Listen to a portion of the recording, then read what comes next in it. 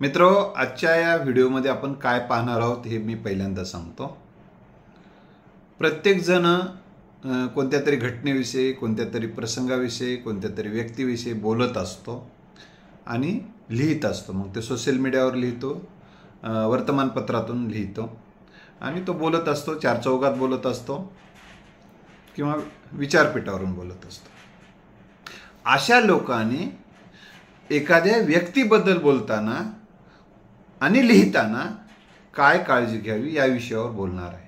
हा व्यक्ती मी जी व्यक्ती आहे त्याबद्दल बोलताना म्हणजे कोणत्याही पक्षाचे असू शकतो हे पहिल्यांदा लक्षात घ्या। मी कोणत्या एका पक्षाची किंवा कुठल्याही एका व्यक्तीबद्दल यामध्ये बोलत नाही, पण आपण एखाद्या व्यक्तीबद्दल टीका करत असताना कोणते पथ्य पाळले पाहिजे एक सुज्ञ व्यक्तीने याबद्दल मी बोलणार आहे।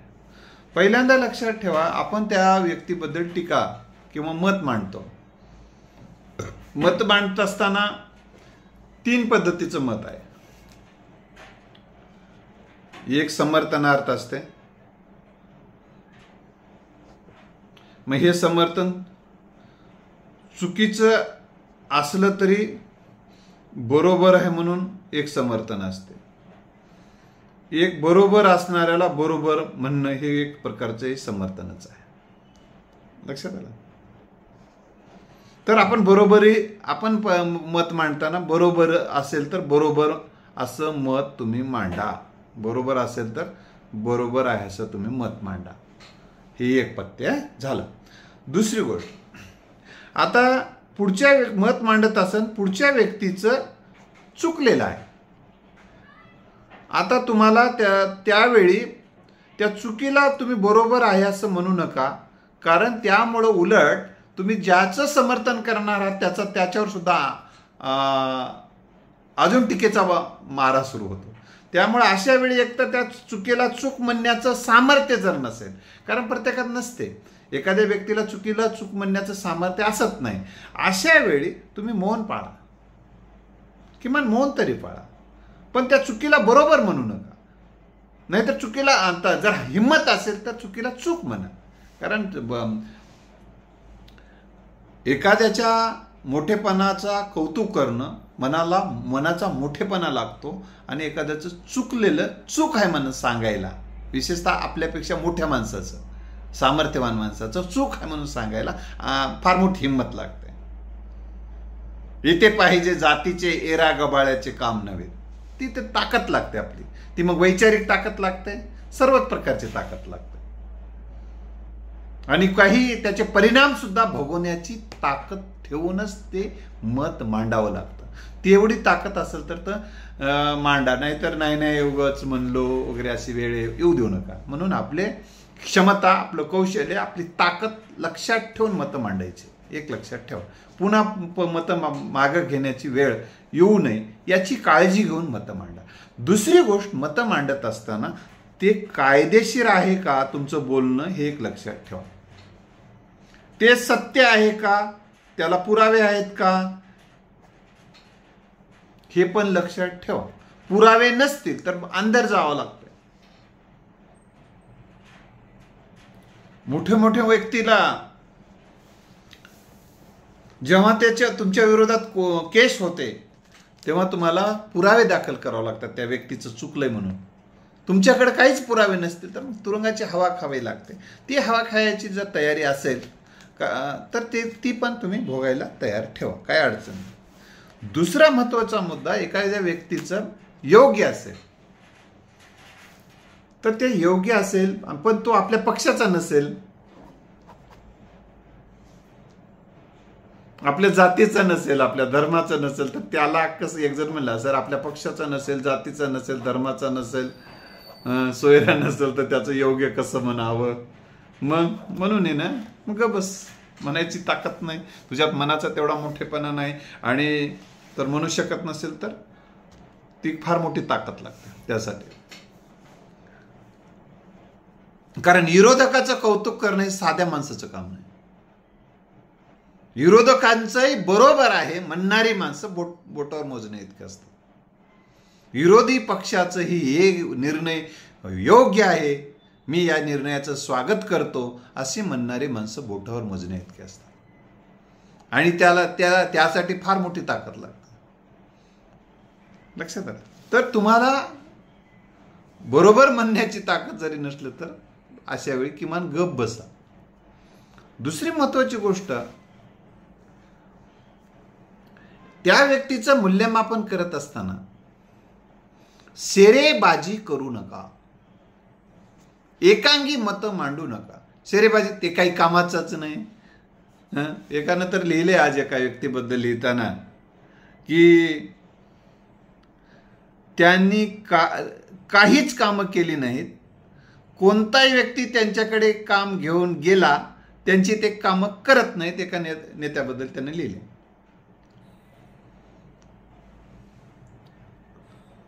आता मला सांगा, हे कशामुळे लिहिलं असलं माहिती आहे का? कारण मी ते भांडवल मला करायचं नाही म्हणून मी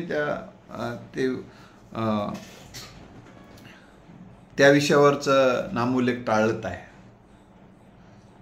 माझ्याकडे त्याचे पुरावे आहेत. तुम्ही मला जर पर्सनली विचारलं तर सांगेल, परंतु त्याचा गोंधळ नकोय मला, म्हणून मी ते टाळतोय सध्या. तर मला सांगा, त्या व्यक्तीला जर विचारलं तुझ्याकडे काय पुरावे आहे, त्याला एखादी गुत्तेदारी मिळाली नसेल किंवा त्याचं एखादं काम झालं नसेल, म्हणजे माझं एखाद्यानं काम केलं नाही म्हणजे तो व्यक्ती कामाचाच नाही असं म्हणणं हे चुकीचं आहे. लक्षात आहे.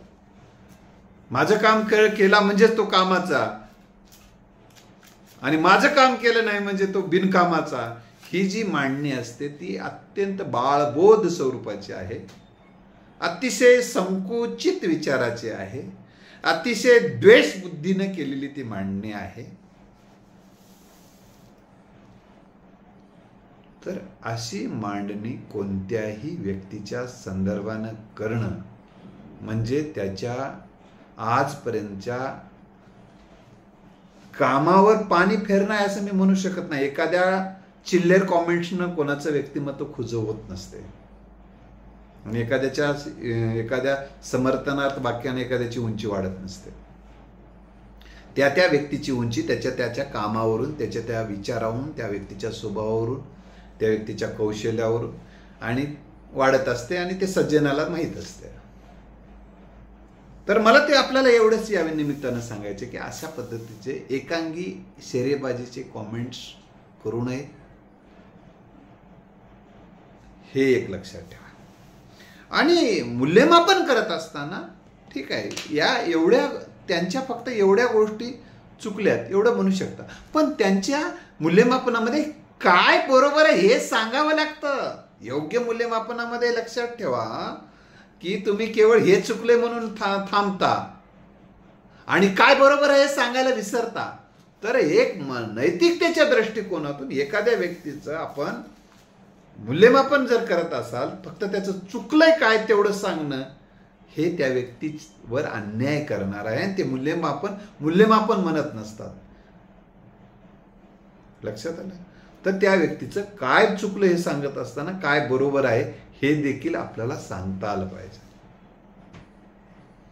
तर अशा पद्धतीचं मूल्यमापन आणि निष्कर्ष काढून तो व्यक्ती कामाचा नाही, तो बिनकामाचा आहे, उपयोगाचा नाही, हे जे शेरेबाजी आहे, असे शेरेबाजी त्यांनी शून्य योगदान आहे, या पक्षानं काहीच काम केलं नाही, असं केलं नाही, हे अशा, तर खरं तर याला सर्वोच्च न्यायालयाने एक प्रत्येक जिल्ह्यामध्ये एक कक्ष स्थापन करायला पाहिजे. आणि असे शेरेबाजी करणारे, वक्तव्य करणारे, पक्ष कोणता असो, व्यक्ती कोणती असो, त्याच्या मुसक्या लवकर बांधल्या पाहिजे, तरच वैचारिक वातावरण चांगलं होऊ शकतं. कारण काहीच व्हायला काय, आज कोणी उठलं की सुटलं की उचलली जीभ लावली टाळूला बोलणं सुरू आहे, लिहिणं चालू आहे. बरोबर असेल तर बरोबर, योग्य असेल तर योग्य, हे आपण बोललं पाहिजे. आणि त्याचं योग्य मूल्यमान, त्याच्या मागे द्वेष असू नये, हे गोष्ट लक्षात ठेवा. म्हणून आता निवडणुका येत आहेत. निवडणुकीच्या वेळेस सुद्धा बोलत असताना अतिशय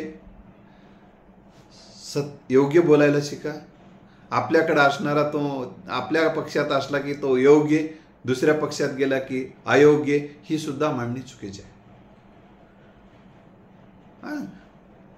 पक्षात कोण कोण्या राहावा हा त्याचा वैचारिक त्याचा विषय असतो, त्या पक्षात झालेले मतभेद असू शकतात, त्याचे वेगवेगळे कारण असतात. तो म्हणजे एखादा व्यक्ती त्या पक्षात आहे म्हणजे चांगला आहे आणि या पक्षात आहे म्हणजे वाईट आहे, ही जी मांडणी असते ही सुद्धा चुकीचं आहे.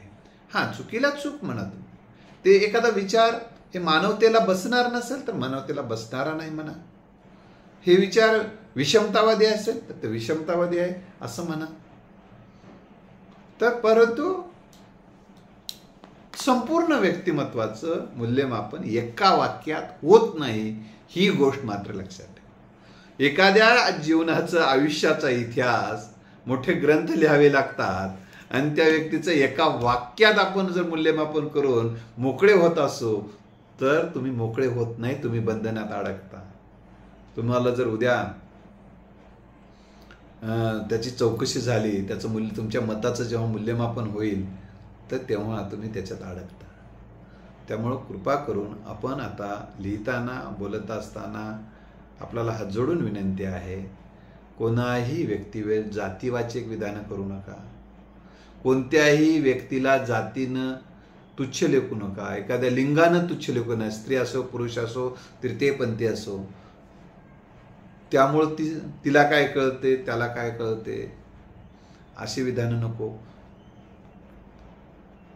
तर ह्या सगळ्या गोष्टीचा विचार करूनच आपण सत्य, योग्य, हितकारक, कायदेशीर बोललं पाहिजे आणि त्या व्यक्तीचं मूल्यमापन हे न्याय देणार असावं. त्याच्यामध्ये योग्य ते योग्य, चूक ते चूक हे सांगावं आणि निष्कर्ष काढताना हे जरी त्या व्यक्तीच्या चुका असल्या, त्या व्यक्तीनं काही कामं केले जरी नसले तरी त्यांचं विकासामध्ये हे योगदान आहे, हे योगदान आपल्याला नाकारता येत नाही. अशा पद्धतीनं जर मांडणी होत असेल तर समाजाचा राजकीय, सामाजिक वेगवेगळ्या क्षेत्राचा स्तर विचाराचा स्तर उंचावू शकतो. अशा पद्धतीनं मांडणी होण्याची सद्बुद्धी मत व्यक्त करणाऱ्यांना मिळो अशी भावना मी व्यक्त करतो आणि ती बुद्धी मला देखील मिळो. माझ्याकडून कुठं काही चूक झाली असेल किंवा होत असेल तर तुम्ही मला सांगू शकता. एवढी एक भावना व्यक्त करून थांबतो. धन्यवाद.